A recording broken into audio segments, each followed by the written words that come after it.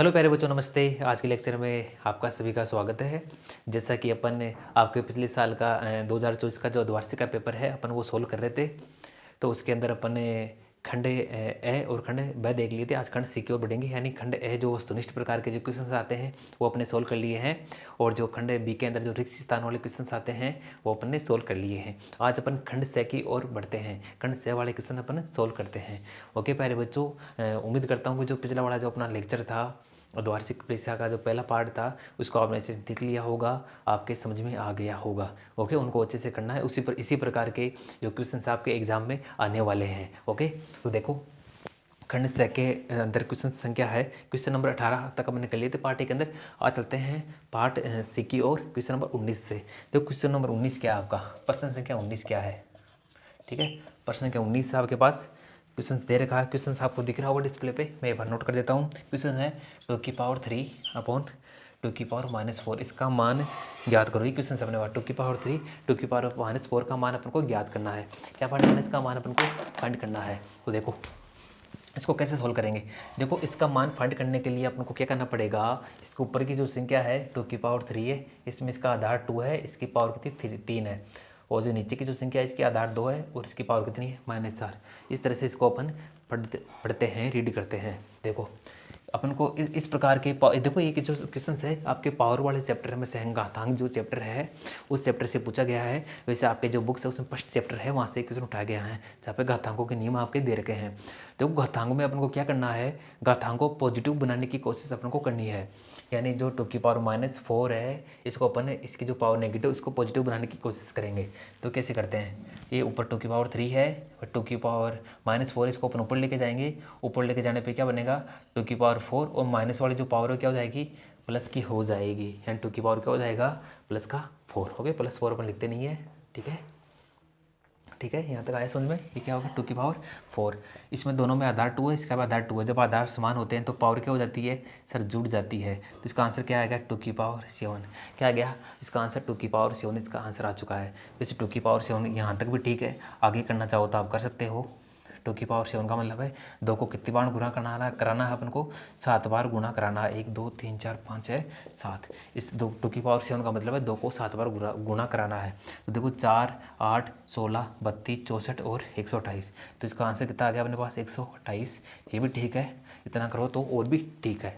Okay, अब इसमें कुछ बातें देखो। सर आप 2 की पावर -4 को ऊपर लेके गए तो यहाँ पे 2 की पावर 4 पॉजिटिव हो गई। देखो एक रूल आपने पढ़ा होगा कि A की पावर m बराबर क्या होता है 1/A की पावर-m।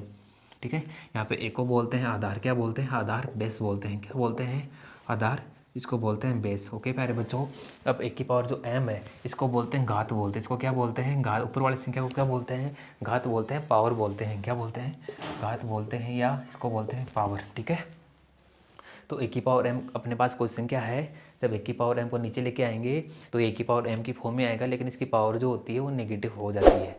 क्या हो जाती है नेगेटिव। प्लस वाली पावर किसमें होगी नेगेटिव वाली। ओके, जब नेगेटिव ऊपर जाएगी तो क्या हो जाएगी पॉजिटिव। ओके, एक रूल ये होता है, एक रूल ये कि 1 की पावर -m की पावर ऊपर नेगेटिव पावर है तो सभी को नीचे लेके जाएंगे तो इस पावर क्या हो जाएगी पॉजिटिव हो जाएगी। कहने का मतलब है यदि पावर पॉजिटिव हो तो नेगेटिव हो जाएगी, नेगेटिव हो तो पॉजिटिव। पावर बदल जाती है जब संख्या को ऊपर लेके जाओगे या और नीचे से ऊपर लेके आओगे। ओके, ये बात आपको याद रखनी है। ठीक है, तो देखो इसमें 2 की पावर-4 से ऊपर गया तो पावर क्या होगी पॉजिटिव। और आपने यहाँ से आने के बाद ये वाला स्टेप देखिए आप, इस स्टेप में क्या किया आधार दोनों में समान है तो पावर 8 होगी। आपने एक रूल ये भी पढ़ रखा होगा कि 1 की पावर-m है और गुणा में 1 की पावर-n है। इसमें इसका आधार a है, इसमें भी a है, तो एक को अपन आधार को एक बार लिखेंगे और इसकी पावर m इसकी पावर n है तो दोनों पावर क्या हो जाती है सर ऐड हो जाती है। यानी इसको अपन ऐसे लिख सकते हैं प्यारे बच्चों, 1 की पावर-m गुणा 1 की पावर-n को क्या लिख सकते हैं 1 की पावर-m+n। ये छोटी छोटी बातें हैं, ये आपको आनी चाहिए। वैसे कुछ बच्चों को आता नहीं है, ये नियम सिवाय ये भी होते हैं फिर भी डायरेक्ट कर लेते हैं, लेकिन आपको ये पता होना चाहिए, इससे आपके मैथमेटिक्स की जो स्किल है वो बढ़ेगी। ओके, ठीक है, तो इस क्वेश्चन का आंसर कितना आ गया 128 आ चुका है। ओके, ये क्वेश्चन हुआ क्लियर आपके। अब नेक्स्ट क्वेश्चन देखिए क्या है। देखो नेक्स्ट क्वेश्चन देखिए क्या है अपने पास। नेक्स्ट क्वेश्चन है बहुपद 5x + 3 का शून्यांक होगा। देखो इधर का है नेक्स्ट क्वेश्चन में बहुपद क्वेश्चन नंबर 20 देखिए आप, क्वेश्चन नंबर 20 देखिए क्या है। क्वेश्चन नंबर 20 में क्या दे रखा है, बहुपद 5x प्लस 3 का शून्यांक क्या होगा, what is the zero of the polynomial. अपन को एक पोलिनोमियल दे रखा है 5x प्लस का 3, ये पोलिनोमियल दे रखा है और इसका अपन को शून्यांक फाइंड करना है। क्या फाइंड करना है इसका, शून्यांक फाइंड करना है। क्या फाइंड करना है इसका, शून्यांक फाइंड करना है। देखो कैसे करेंगे, तो देखो बहुपद को अपन px से लिखते हैं, p का मतलब होता है पोलिनोमियल, पोलिनोमियल को इंग्लिश में पोलिनोमियल कहते हैं, हिंदी में बहुपद। जहाँ से p का नोटेशन उठाया गया इसके इंग्लिश वर्ड से, और x का मतलब है x वेरिएबल के अंदर ये क्या है, x चर के अंदर क्या है, पोलिनोमियल है। कहने का मतलब है इसको अपन px के बराबर मान लेंगे। किसके बराबर, px के मतलब। देखो अब कैसे रीड करते हैं इसको, p मतलब है ये पोलिनोमियल है, ये बहुपद है, और किस वेरिएबल के अंदर, x के अंदर क्या है अपने पास पोलिनोमियल बहुपद 5x प्लस 3। क्या है, 5x प्लस 3। ओके, ये बहुपद है। अपन को इसका क्या फाइंड करना है, इसका अपन को शून्यांक फाइंड करना है। क्या फाइंड करना है, इसका शून्यांक फाइंड करना है। ओके, तो देखो शून्यांक के लिए क्या करेंगे, शून्यांक के लिए अपन क्या करेंगे, इसको किसके बराबर करेंगे, शून्यांक के लिए इसको किसके बराबर करेंगे, जो px है, px क्या दे रखा है, बहुपद, जो बहुपद दे रखा है उसको px बोलते हैं। तो ये 5x प्लस 3 दे रखा है, तो शून्यांक के लिए इसको किसके बराबर रख देंगे, सर 0 के बराबर रख देंगे। देखो शून्यांक फाइंड करने का मतलब है इस बहुपद में x का ऐसा मान जो इसमें रखूँ वो ये पूरा क्या हो जाए, शून्य हो जाए। ठीक है, तो इसको बराबर 0 कर दिया मैंने। अब यहाँ से x का मान फाइंड करते हैं। x का मान जो आएगा वो क्या होगा, शून्यांक होगा। तो क्या होगा, 5x प्लस 3 इधर गया तो क्या बना, -3। तो x बराबर जो x के मल्टीप्लाई में क्या है, सिर्फ 5 है, तो 5 नीचे आएगा -3 के। तो क्या हो गया, x बराबर -3/5। x बराबर क्या हो गया, -3/5। तो इसका शून्यांक क्या आ गया, इस क्वेश्चन का शून्यांक क्या आ गया, -3/5। ओके, है समझ में। शून्यांक के लिए बस जो भी बहुपद दे रखा होगा उसको 0 के बराबर करना है और x का मान अपन को फाइंड कर लेना है। शून्यांक वैसे क्या होता है, x का ऐसा मान जो इस बहुपद में रखे तो बहुपद क्या हो जाए, 0 हो जाए, इसलिए इसको 0 के बराबर हमने रखा है। अब नेक्स्ट क्वेश्चन की ओर बढ़ते हैं प्यारे बच्चों। नेक्स्ट क्वेश्चन की ओर अपन चलते हैं। नेक्स्ट क्वेश्चन क्या है अपने पास, नेक्स्ट क्वेश्चन क्या है, देखो बिंदु -4 और -3 कौन से चतुर्थांश में है। आपको पॉइंट दे रखा है -4,3, ये कौन से चतुर्थांश के अंदर है, बताइए इसका आंसर क्या होगा, इसका आंसर क्या होगा बताइए। देखो देख लिया होगा, नोट कर लिया होगा, मैं मिटा देता हूँ, नोट करते रहना, साथ में वीडियो को पॉज कर लेना और नोट कर लेना। ओके, वीडियो को आप रोक के नोट कर सकते हो या आप स्क्रीनशॉट भी ले सकते हो। बाकी ऐसे क्वेश्चंस आपके एग्जाम में आएंगे, ये शून्यांक वाला क्वेश्चन देखना आपके एग्जाम में आएगा। ऐसे क्वेश्चंस बस संख्या चेंज होगी, बाकी पैटर्न ये रहने वाला है। तो आपको वीडियो को पूरा देखना है, वो सभी क्वेश्चंस तो एक बार आपको देख लेने हैं, ऐसा नहीं करना है कि बीच में वीडियो देख लिया, पहले आपकी ऊर्जा रहती है स्टार्टिंग में तो एक्साइटमेंट के अंदर देख लिया, बाद में आप लूज़ पड़ जाते हो। लूज़ नहीं पड़ना है आपको, ऐसे ही करना है, क्वेश्चन तो आपको करना ही पड़ेगा बच्चों। ओके, देखो क्वेश्चन नंबर अपने 21 है, क्या है क्वेश्चन नंबर 21 कि बिंदु -4 और 3 ये कौन से चतुर्थांश में स्थित है, अपन को बताना है ये कौन से चतुर्थांश में स्थित है। ओके, तो देखो कुछ बातें कर लेते हैं। देखो आपने कार्तीय निर्देशांक पढ़ा होगा, आपने कोऑर्डिनेट ज्योमेट्री निर्देशांक।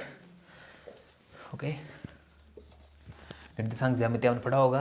देखो निर्देशांक ज्यामिति के अंदर अपन 2 अक्ष लेते हैं, एक ये इसका क्या हो गया, ओरिजिन हो जाता है, एक अक्ष अपन एक्स अक्ष लेते हैं, इसको अपन प्लस वाला बोलते हैं इधर जी, मूल बिंदु के राइट साइड में प्लस वाला और मूल बिंदु के लेफ्ट साइड में इसको बोलते हैं एक्स डैश माइनस वाला। ओके, एक माइनस वाला इसको एक्स डैश एक्स बोलते हैं, ठीक है। और जो मूल बिंदु से ऊपर की ओर इसको बोलते हैं वाई एक्स, ये पॉजिटिव वाला, और नीचे बोलते हैं इसको वाई डैश एक्स, इसको अपन नेगेटिव वाला बोलते हैं, ठीक है। ठीक है, नेगेटिव साइड में ये मूल बिंदु से ऊपर पॉजिटिव साइड में, मूल बिंदु से राइट साइड में एक्स पॉजिटिव और एक्स नेगेटिव, इस प्रकार से अपन इसको बांट सकते हैं। ये होता है अपने पास कार्तीय तल, इसको कार्तीय तल बोलते हैं, वैसे इसको निर्देशांक तल भी बोलते हैं, इसको समतल भी बोलते हैं, काफ़ी बोल सकते हैं। लेकिन आपको निर्देशांक जो आपके ज्यामिति है उसके अंदर इस प्रकार से कार्तीय तल है, कार्टेशियन प्लेन आपने सुना होगा। तो देखो चलो क्वेश्चन की ओर आते हैं। देखो इस एक्सेस पे सारे जो पॉइंट आएंगे वो प्लस में आएंगे और ये 0 से लेफ्ट साइड में सारे पॉइंट क्या आएंगे, नेगेटिव में आएंगे। ओके, तो देखो यदि मैं यहाँ पे एक पॉइंट लेता हूँ ए, यहाँ पे ए पॉइंट लेता हूँ, मेरे को आप बताइए इस ए पॉइंट के कोऑर्डिनेट जो निर्देशांक है वो क्या होंगे। तो इस ए पॉइंट पे आने के लिए मेरे को 0 के इस राइट साइड में आना पड़ेगा, यानी एक्स की प्लस की साइड में चलेंगे, तो एक्स का जो मान आएगा वो किस में आएगा, प्लस में आएगा। किस में आएगा, प्लस में आएगा। और ए पॉइंट में अपन यहाँ तक आ गए और वाई का, और इसमें वाई की ओर चलेंगे तो वाई की ओर ऊपर जाना पड़ेगा, अपन को क्या जाना पड़ेगा, ऊपर की ओर जाना पड़ेगा, और वाई ऊपर की ओर क्या है, प्लस है, तो इसमें वाई का मान भी किस में आएगा, प्लस में आएगा। आई बात समझ में आपके, अरे आई क्या समझ में, ठीक है। यानी इस पॉइंट के निर्देशांक अपन इस प्रकार से बता सकते हैं, ये वाई वाला मान इधर, इधर एक्स वाला, ठीक है। यानी ये जो पॉइंट है ये किस प्रकार का होगा, ये प्लस प्लस प्रकार का होगा। कहने का मतलब है यहाँ पे जो एक्स का मान आएगा वो भी प्लस वाला आएगा और वाई का मान भी प्लस वाला आएगा। तो एक्स और वाई के मान दोनों क्या होंगे, पॉजिटिव होंगे, धनात्मक होंगे, ठीक है। यानी इस ये जो अपने, हाँ एक चीज़ देख लेना, इसको बोलते हैं अपन प्रथम चतुर्थांश बोलते हैं, ओके। प्रथम, इसको वैसे इंग्लिश में कोऑर्डिनेट बोलते हैं, क्वाड्रेट बोलते हैं, और इसको प्रथम चतुर्थांश बोलते हैं, ठीक है। इस प्रथम चतुर्थांश के अंदर सभी जो पॉइंट होंगे, जो भी सभी पॉइंट होंगे वो धनात्मक होंगे, एक्स का मान भी धनात्मक और वाई का भी मान धनात्मक। अब चलते हैं इसमें, सर इसको बोलते हैं द्वितीय चतुर्थांश, ओके। एक मिनट, इसको बोलते हैं द्वितीय चतुर्थांश, ठीक है। इंग्लिश में बोलते हैं इसको क्वाड्रेंट, सेकंड क्वाड्रेंट। देखो इसमें देखते हैं, यहाँ पे मान लो कोई पॉइंट अपने पास बी है, तो इस पॉइंट पे आने के लिए अपन को थोड़ा जीरो ओरिजिन इससे लेफ्ट साइड में आना पड़ेगा, यानी एक्स के नेगेटिव साइड की ओर आना पड़ेगा। तो एक्स का मान नेगेटिव होगा और वाई तो ऊपर की ओर चलेंगे तो वाई क्या होगा, पॉजिटिव होगा, क्योंकि वाई ऊपर की ओर क्या होता है, पॉजिटिव होता है। तो इस द्वितीय चतुर्थांश के अंदर सभी पॉइंट किस प्रकार के होंगे, एक्स का मान नेगेटिव में, वाई का मान पॉजिटिव, माइनस प्लस प्रकार के होंगे, ठीक है। एक्स वाला जो निर्देशांक होगा माइनस का, दूसरे वाला प्लस का। अब चलते इसको बोलते हैं तृतीय चतुर्थांश, ओके ओके। तृतीय चतुर्थांश, इसके अब यहाँ पे कोई पॉइंट सी लेता हूँ, तो इस पॉइंट सी पॉइंट पाने के लिए अपन जीरो के तो अपन लेफ्ट साइड में आना पड़ेगा, यानी एक्स का मान तो क्या आएगा, नेगेटिव, और वाई वाला जो मान है वाई के लिए अब नीचे की ओर आना पड़ेगा। तो इसमें सभी पॉइंट किस प्रकार के होंगे, नेगेटिव होंगे। इसमें सभी पॉइंट प्लस प्लस प्रकार के, तो इसमें सभी पॉइंट नेगेटिव प्रकार के होंगे। तो इसमें डी पॉइंट ले लेते हैं। इस डी पॉइंट पर चलने के लिए एक्स की ओर अपन को पॉजिटिव साइड में जाना पड़ेगा, तो एक्स का मान इसमें पॉजिटिव में आएगा, और वाई का मान के लिए अपन को इस नीचे की ओर आना पड़ेगा, तो वाई का मान किस में आएगा, नेगेटिव में आएगा। तो इसमें सभी पॉइंट किस प्रकार के होंगे, पहला प्लस का और माइनस का, ओके। इसको बोलते हैं चतुर्थांश, ओके, फोर्थ क्वाड्रेंट, ठीक है। ये चार प्रकार के चतुर्थांश होते हैं और सभी में एंगल 90 डिग्री का होता है, ये भी पता याद कर लेना। पूछ लेता है कई बार एक्स एक्स और वाई एक्स के बीच में जो एंगल बनता है 90 डिग्री का बनता है, और चार प्रकार से होते हैं, ये होता है। तो देखो पॉइंट पहला क्या नेगेटिव में है, पहला क्या है नेगेटिव में है, इधर कोई साइन नहीं, तो ये पॉजिटिव में है, यानी ये नेगेटिव और पॉजिटिव प्रकार का पॉइंट है। तो किस में आएगा, नेगेटिव और पॉजिटिव प्रकार का पॉइंट, देखिए इसमें आएगा, किस यहाँ पे इसमें आएगा नेगेटिव और पॉजिटिव प्रकार का पॉइंट। तो ये इसका आंसर क्या आएगा, ये जो -4,3 है, ये कौन से चतुर्थांश में है, ये द्वितीय चतुर्थांश के अंदर स्थित है, ओके, चतुर्थांश में स्थित है, ठीक है, में स्थित है। इस प्रकार से इसको आप कर सकते हो, ओके। इस प्रकार से इस क्वेश्चन को सोल्व करना है। और एक तरीका और देखो, अपन को क्या चाहिए, -4 चाहिए, तो -4 कहाँ होगा सर, इस माइनस एक्स की जो नेगेटिव साइड है, इस और माइनस का 4 आएगा, कि माइनस नेगेटिव में है, इस साइड आएगा, तो मान लेते हैं यहाँ पे -4 आएगा, ऐसे करके। अब हम पैमाना बना सकते हैं, -1 -2 -3 और -4, और वाई का मान 3 है, तो यहाँ पे मान लेते हैं वाई का मान 1 2 और 3। तो देखो अब एक्स की ओर अपन कितना आए, -4, और वाई के लिए अपन कितने चलेंगे, 3 चलेंगे, तो बी पॉइंट आ गया, ये बी पॉइंट आ गया। और कौन से क्वाड्रेंट में आया, द्वितीय चतुर्थांश के अंदर ये आया है। तो इसका आंसर क्या हो गया, द्वितीय चतुर्थांश के अंदर ये पॉइंट स्थित है, ओके। इस प्रकार के क्वेश्चन को आपको सोल्व करना है। अब बढ़ते हैं नेक्स्ट क्वेश्चन की ओर। नेक्स्ट क्वेश्चन की ओर चलते हैं, मैं इसको मिटा देता हूँ एक बार, आप चाहो तो स्क्रीनशॉट या लिख सकते हो, ओके, ठीक है प्यारे बच्चों।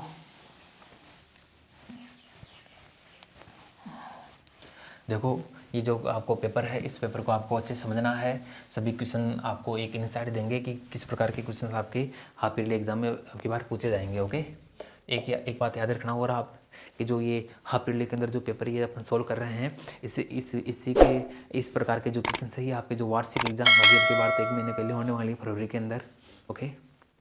मार्च के अंदर 9th क्लास की होने वाली है, फरवरी के अंदर 10th क्लास की बोर्ड एग्जाम की। तो जो ये आपका हाफ ईयरली वाला जो पेपर है, इसी प्रकार के क्वेश्चन आपके वार्षिक एग्जाम में भी आते हैं, ध्यान रखना, ठीक है।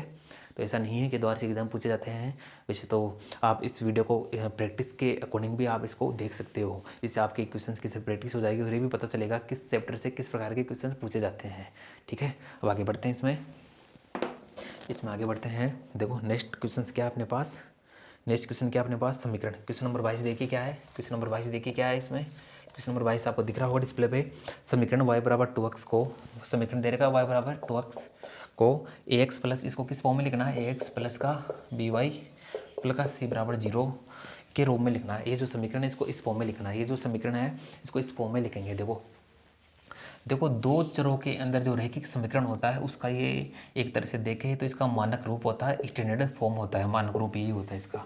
ठीक है, तो यहाँ पे देखो, यहाँ पे एक वेरिएबल है, यहाँ पे दूसरा वेरिएबल है, तो इसमें कितने वेरिएबल है, दो वेरिएबल है, दो चर इसमें, कितने चर इसमें सर दो चर है, कितने चर इसमें दो चर है, इसमें कितने चर है, पहला चर x हो गया, दूसरा क्या हो गया y हो गया, तो इसमें कितने चर है, इसमें दो चर है, और प्रत्येक चर की पावर कितनी है, यहाँ पे एक है, प्रत्येक चर की पावर कितनी, एक है, जिस चर की पावर एक होती है उसको बोलते हैं रैखिक चर, क्या बोलते हैं, रैखिक।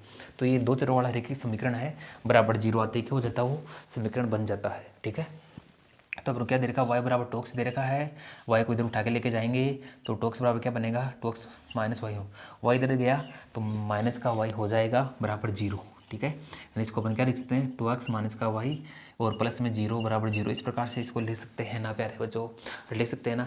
यानी इसमें x का कोफिशिएंट कितना 2 है, y का कोफिशिएंट -1 है, और जो कॉन्स्टेंट टर्म है वो क्या होता है, इसमें जीरो है। देखो यहाँ पे c होता है, इसको बोलते हैं कॉन्स्टेंट, या इसको बोलते हैं अचर, क्या बोलते हैं इसको, अचर कांस्टेंट बोलते हैं, क्या बोलते हैं, कांस्टेंट अचर, क्या बोलते हैं, अचर पद बोलते हैं इसको, क्या बोलते हैं, अचर पद बोलते हैं। ठीक है, तो इस फॉर्म में इसको अपन ने लिख दिया है। ठीक है, इस प्रकार से जब यहाँ पे कांस्टेंट टर्म या अचर पद यहाँ पे कुछ भी नहीं था तो उसकी जगह मैंने क्या लिख दिया, मैंने जीरो लिख दिया, उसकी जगह क्या लिख दिया, मैंने जीरो लिख दिया। ओके, तो इसका आंसर हो जाएगा प्यारे बच्चों। ठीक है, और आगे क्वेश्चन नंबर 22 की ओर बढ़ते हैं, क्वेश्चन नंबर अपन 23 की ओर बढ़ते हैं, 22 तक हो चुके हैं, क्वेश्चन नंबर 23 की ओर चलते हैं। तो क्वेश्चन नंबर 23 क्या है अपने पास, क्वेश्चन नंबर 23 क्या है, हाँ क्वेश्चन नंबर है यूक्लिड के अनुसार रेखा की परिभाषा बताइए, यूक्लिड के अनुसार रेखा की परिभाषा बताइए। देखो देखो एक अपना चैप्टर है, आपके पाँच नंबर का चैप्टर होगा 9th क्लास में, आपके चैप्टर है यूक्लिड के नाम से एक चैप्टर दे रखा है। देखो यूक्लिड के अनुसार रेखा क्या होती है, यूक्लिड के अनुसार रेखा होती है जिसकी कोई चौड़ाई नहीं होती, ओनली लंबाई ही होती है। यानी रेखा चौड़ाई रहित एक लंबाई होती है। रेखा क्या होती है, रेखा चौड़ाई रहित एक लंबाई होती है। रेखा क्या होती है, लिख देता हूँ मैं, रेखा चौड़ाई रहित, रेखा चौड़ाई रहित। ओके, मैं अच्छे से लिख देता हूँ, थोड़ा गलत हो गया, अच्छे से लिख देता हूँ, रेखा चौड़ाई रहित लंबाई होती है। क्या होती है, लंबाई। रेखा की क्या होती है, ओनली लंबाई ही होती है। ठीक है, लंबाई होती है। ओके, ठीक है, रेखा चौड़ाई रहती है, क्या होती है, लंबाई होती है। रेखा की लंबाई होती है, कोई चौड़ाई नहीं होती है यूक्लिड के अकॉर्डिंग। वैसे यूक्लिड की और भी उदाहरणा है कि जो प्रत्येक वस्तु होती है वो अपने पार्ट से हमेशा बड़ी होती है। यदि दो वस्तुएं समान लंबाई की है तो उनमें समान लंबाई की और वस्तु ऐड करें दोनों बराबर होती है।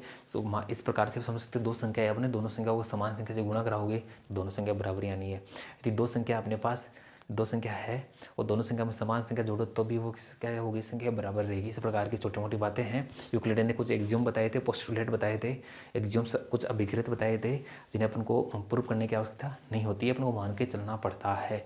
ठीक है, तो यूक्लिड के अकॉर्डिंग ये रेखा की परिभाषा हो गई। अब आगे चलते हैं, अगले वाला क्वेश्चन क्या है अपने पास कि संपूरक कोण किससे कहते हैं, संपूरक कोण बताना है। संपूरक कोण किससे कहते हैं, आपको दिख रहा होगा। तो देखो आपके जो सिलेबस में है कुछ कोण दे रखे।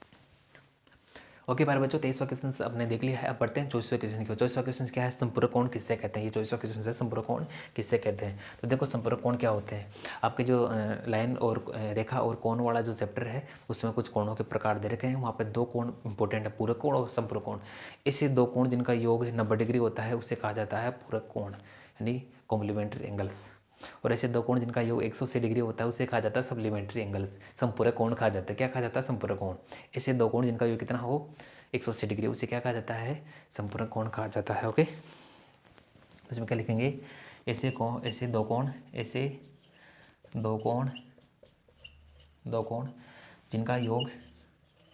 जिनका योग कितना हो 180 डिग्री हो। सर एग्जांपल बताइए, जैसे मैं कहूँ कि 160 डिग्री और वह 20 डिग्री, ये दोनों कोण किस प्रकार के हैं, ये दोनों कोण संपूरक कोण है क्योंकि दोनों का योग करिए 160 और 20 कितने होते हैं, 180 होते हैं। जैसे 150 और 30, 100 और 80, ये सभी किस प्रकार के कोण है, संपूरक कोण है। ओके, आगे बढ़ते हैं। हाँ देखो आगे अपना 25वां क्वेश्चन क्या है। 25वां क्वेश्चन देखिए अपने पास क्या है। देखो 25वां क्वेश्चन, क्वेश्चन नंबर 25 देखिए, त्रिभुज की किससे कहते हैं। परिभाषा देखो कितनी आसान परिभाषा पूछी है, त्रिभुज किससे कहा जाता है। त्रिभुज की परिभाषा आपको बतानी है। आपको पता है त्रिभुज की परिभाषा के बारे में आपको पता है कि त्रिभुज में 3 भुजाएं होती है, 3 कोण होते हैं। तो त्रिभुज की परिभाषा सर बताइए क्या होती है, बताओ। देखो ऐसी आकृति, ऐसी बंद आकृति जो 3 भुजाओं से क्या हो, घिरी हुई हो, या 3 भुजाओं से घिरी हुई बंद आकृति को अपन क्या बोलते हैं, त्रिभुज बोलते हैं। ओके, जैसे हमारा एक भुजा ये है, दूसरी भुजा ये है, तीसरी भुजा ये है, तो ये क्या हो गया, त्रिभुज हो गया। एक भुजा ये है, दूसरी ये है, तीसरी ये है, वो क्या हो गया, एक त्रिभुज हो गया। 3 भुजाओं से घिरी हुई बंद आकृति को क्या कहा जाता है, त्रिभुज कहा जाता है। ओके, क्वेश्चन आपको डिस्प्ले पर दिख रहा होगा, इसको मैं लिखा देता हूँ। तो देखो इसमें बार मैं थोड़ा इसको क्लियर कर देता हूँ, ठीक है। क्वेश्चन नंबर 22 आपने लिख लिया होगा। अब आगे चलते हैं। क्वेश्चन नंबर 25 क्या, त्रिभुज की परिभाषा बतानी है। ओके, तो इसके बारे में कर लेते हैं। देखो क्वेश्चन नंबर 25 में त्रिभुज के बारे में लिखेंगे। त्रिभुज, देखो 3 भुजाओं से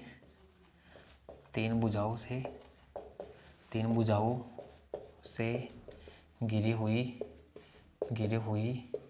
बंद आकृति को क्या कहते हैं, त्रिभुज कहते हैं। क्या कहते हैं, त्रिभुज कहते हैं। आकृति को त्रिभुज कहते हैं, ठीक है। ओके, 3 भुजाओं से घिरी हुई बंद आकृति को क्या कहते हैं, त्रिभुज कहते हैं। ओके, लिख देना, त्रिभुज कहते हैं, ठीक है। ये परिभाषा आपको याद हो। ओके, बंद आकृति मतलब क्लोज आकृति होनी चाहिए। ओके, ओपन नहीं होनी चाहिए, क्लोज होनी चाहिए, ठीक है। तो वो आगे चलते हैं। नेक्स्ट क्वेश्चन क्या है अपना, नेक्स्ट क्वेश्चन देखते हैं। हाँ, नेक्स्ट क्वेश्चन है समचतुर्भुज की 2 विशेषताएं बताइए आप। देखो अपना नेक्स्ट क्वेश्चन क्या है, 26वां क्वेश्चन क्या है, समचतुर्भुज की विशेषताएं पूछा है। किसकी, समचतुर्भुज की, ठीक है। तो नेक्स्ट क्वेश्चन दिख रहा होगा इसमें, समचतुर्भुज की परिभाषा पूछा है। Right 2 characteristic of rhombus. समचतुर्भुज को अपन इंग्लिश में क्या बोलते हैं, रोम्बस बोलते हैं। क्या बोलते हैं, रोम्बस बोलते हैं। देखो चलते हैं। देखो समचतुर्भुज के बारे में जानने से पहले मैं थोड़ी कुछ बातें बता देता हूँ उसके बारे में। देखो ऐसा चतुर्भुज जिसकी सभी चारों लंबाई क्या होती है, समान होती है, उसे क्या कहा जाता है, चतुर्भुज कहा जाता है। क्या कहा जाता है, चतुर्भुज कहा जाता है, ठीक है। ऐसा चतुर्भुज जिसकी चारों भुजाएं क्या हो, बराबर लंबाई की हो। जैसे मान लो ये ले लो आप समचतुर्भुज, यहाँ पे दिख रहा होगा। यदि ये लंबाई ए है, इसका नाम देते हैं ए, इसका नाम बी है, इसका मैं सी ले लेता हूँ, इसका डी ले लेता हूँ, ठीक है। यदि इस भुजा की लंबाई ए है तो ये भी क्या होगी, ए होगी। ये भी क्या होगी, ए होगी। ये भी क्या होगी, ए होगी। पहली विशेषता तो इसकी ये आती है कि समचतुर्भुज में चारों भुजाओं की लंबाई क्या होती है, समान होती है। दूसरी, इसकी जो आमने सामने की जो भुजाएं होती है वो समांतर होती है। क्या होती है, समांतर भी होती है, ठीक है। ये 2 परिभाषा इसकी हो जाती है, ठीक है। तो नोट करते हैं इसमें। तो पहला क्वेश्चन, पहला विशेषता क्या है, विशेषताएं देख रहे हैं, इसकी क्या देख रहे हैं, विशेषताएं। तो पहली विशेषता क्या है, समचतुर्भुज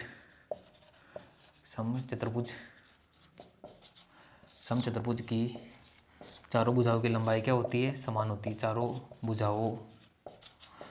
भुजाओं को बोलते हैं इंग्लिश में साइड्स, समचतुर्भुज को बोलते हैं रोम्बस। तो समचतुर्भुज की चारों भुजाओं की लंबाइयाँ की लंबाइयाँ क्या होती है, लंबाइयाँ समान होती है।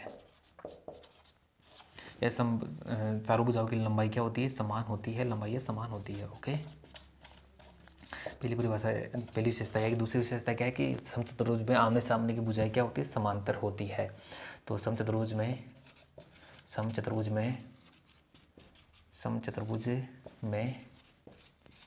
आमने सामने की जो भुजाएं होती है, भुजाएं क्या होती है, भुजाएं समांतर होती है। क्या होती है, समांतर होती है। ओके, ठीक है। ये 2 चीज़ की विशेषता बतानी थी, अपने बता दिया है। नेक्स्ट क्वेश्चन की ओर चलते हैं। इसमें नेक्स्ट क्वेश्चन की ओर चलते हैं। और एक मिनट इनका आगे बार प्यारे बच्चों, 1 मिनट, ठीक है। और आपको पता है जो भी चतुर्भुज होता है उसमें जो आमने सामने के जो एंगल होते हैं वो भी क्या होते हैं, बराबर होते हैं। वो भी क्या होते हैं, बराबर होते हैं। और जो आसन जो एंगल्स होते हैं, ये वाला एंगल और ये वाला एंगल, इन दोनों का सम कितना होता है, 180 डिग्री होता है। इन वाले दोनों एंगल्स का सम 180 डिग्री होगा तो आमने सामने के जो एंगल होते हैं क्या होते हैं, बराबर होते हैं। तो एक्स्ट्रा जानकारी थी। अब आगे देखते हैं क्वेश्चन नंबर 27 की ओर चलते हैं। 27 की ओर चलते हैं। देखो 27वां क्वेश्चन में से काफ़ी अजीब सा क्वेश्चन पूछा था एग्जाम के अंदर कि पिरामिड किससे कहते हैं, बताइए पिरामिड किससे कहते हैं। देखो प्यारे बच्चों, आपने टावर देखा होगा, कोई भी अपने मोबाइल जो कंपनी है उसका टावर आपने देखा होगा। जो टावर होता है वो एक पिरामिड का ही प्रकार है। जो उसका जो आधार होता है एक बहुभुज के जैसा उसका आधार होता है, समभुज की तरह। और उसके आप देखना टावर के अंदर, आप देखना इसमें आपके 3 साइड देखिए, तीनों साइड 3 त्रिभुज के जैसे होती है। यानी जो पिरामिड होता है उसका आधार क्या होता है, ऐसी आकृति जिसका आधार क्या होता है, समभुज होता है। और जो उसके तीनों जो सतह होती है वो त्रिभुजाकार होती है। उसे क्या कहा जाता है, पिरामिड कहा जाता है। उसे क्या कहा जाता है, पिरामिड कहा जाता है। ओके, एक दो क्वेश्चन ऐसा पूछ ही लेता है एग्जाम के अंदर जो काफ़ी थोड़े नए क्वेश्चन बनते हैं। अब नेक्स्ट क्वेश्चन की ओर चलते हैं। नेक्स्ट क्वेश्चन क्या है इसमें, ठीक है आगे चलते हैं। हाँ, क्वेश्चन नंबर 28 काफ़ी अच्छा क्वेश्चन पूछा उसने। क्वेश्चन नंबर 28 देखिए, ठीक है। 27 को आप लिख लेना कि ऐसी आकृति जिसका आधार समभुज होता है और जिसकी तीनों सतह त्रिभुजाकार होती है उसे कहा जाता है पिरामिड। और ये एक 3D आकृति होती है, त्रिविमीय आकृति होती है। ओके, अब चलते हैं अपन। नेक्स्ट क्वेश्चन अपना है, आपको स्क्रीन पर दिख रहा होगा नेक्स्ट क्वेश्चन कि नीचे दिए गए चित्र में ओ केंद्र वाला एक वर्त है। ओके, तब PQ वर्त पर बिंदु ए पर स्पर्शरेखा है तो एंगल्स OAQ का मान बताना अपन को, ठीक है। ये क्वेश्चन है।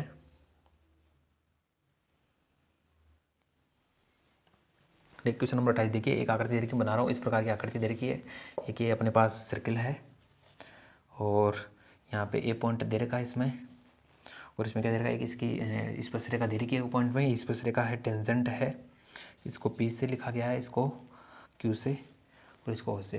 तो इसमें देखना यहाँ पे एंगल्स, ये वाला एंगल्स पूछा आपने। ओके, ये पूछा है OAQ, एंगल्स OAQ, ये वाला एंगल्स पूछा है इसमें।